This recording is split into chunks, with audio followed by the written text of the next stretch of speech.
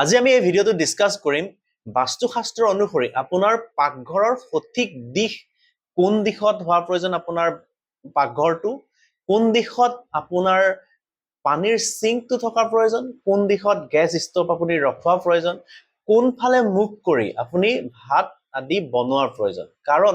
পাকঘৰটো হৈছে power generator আপোনাৰ ঘৰখনৰ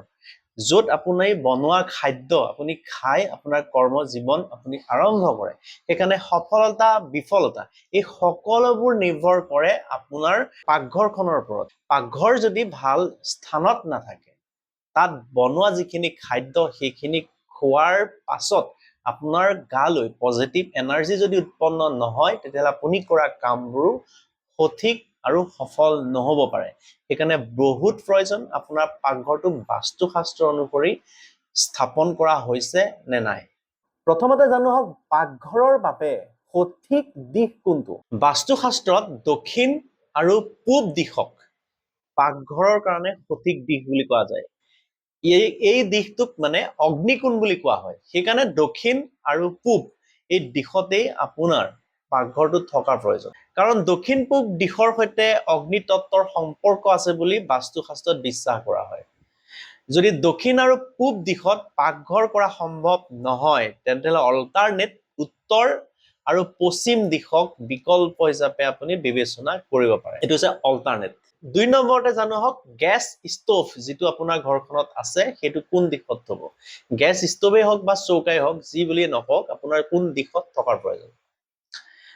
পাকঘৰৰ ষ্টভ বা গ্যাসৰ স্থান অতি গুৰুত্বপূৰ্ণ বুলি বাস্তুশাস্ত্ৰত ধৰা হয় সম্ভৱ হলে ষ্টভটো দক্ষিণ আৰু পূব অংশত ৰাখিব ৰন্ধাৰ সময়ত মানুহজন বা মানুহজনী পূব দিশ ফালে মুখ কৰি থাকিব লাগিব পূব দিশলৈ থাকিলে মানে ভাল পূব দিশটোৰ ফালে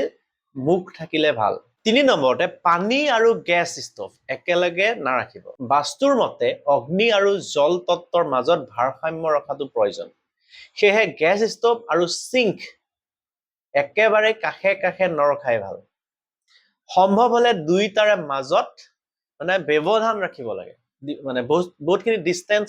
ৰখাটো প্ৰয়োজন চাৰি নম্বৰতে পাকঘৰৰ যেটো সিঙ্ক তাৰ স্থান কোনখিনি পাকঘৰৰ সিঙ্ক বা পানীৰ ব্যৱস্থা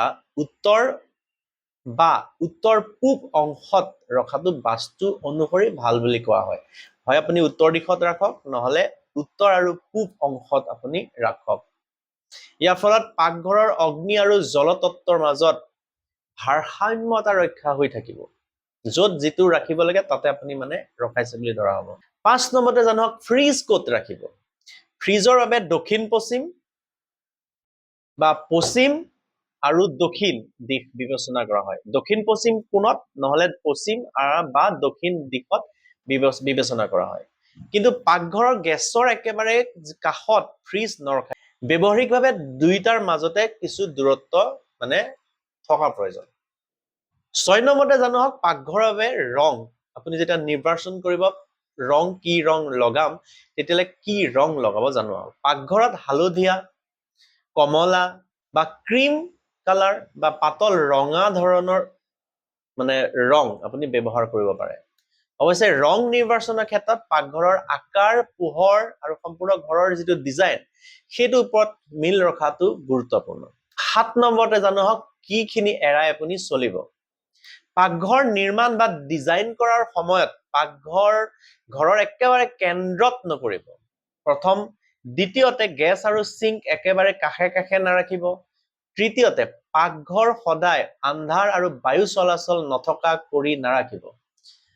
4 নম্বৰতে গ্যাস ষ্টভৰ ওপৰত অতিমাত্ৰা বস্তু জমা কৰি নাৰাখিব আপোনাৰ ঘৰৰ পাকঘৰ কোনটো দিশত আছে